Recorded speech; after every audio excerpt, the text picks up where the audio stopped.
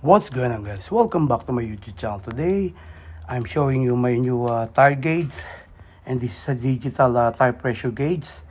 And as you see, it has an on and off button. It has a light, the green light. I got this for $16 at Amazon. I'm going to use this using my 8 gallons air compressor. You need an air compressor to use this tire gauge, this digital pressure gauge.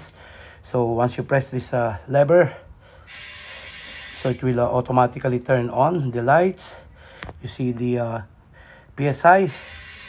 This is a Mitsubishi Outlander. I basically put 36 PSI, but the recommended PSI for this, it's 34. Now once you put more air that you don't like, you can release the air through this by pressing this button, the side.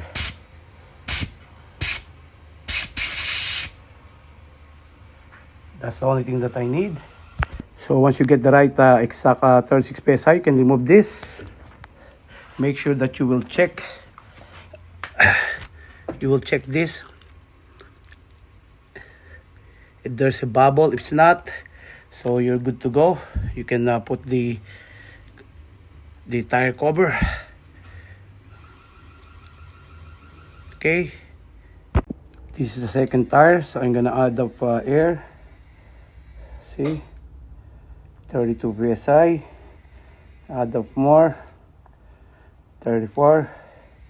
Keep going,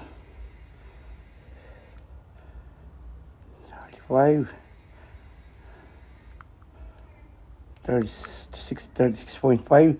So I need to release some air to the side.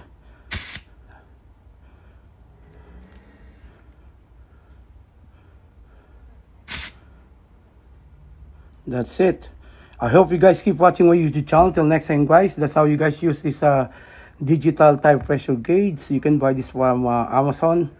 I got this for $16. You cannot get wrong. It's a cheaper, and you can buy this similar to Walmart as well, but I prefer to Amazon. Thanks for stopping by. Thanks for watching. May God bless you all. Bye for now. God bless. Thanks for stopping by. There you go.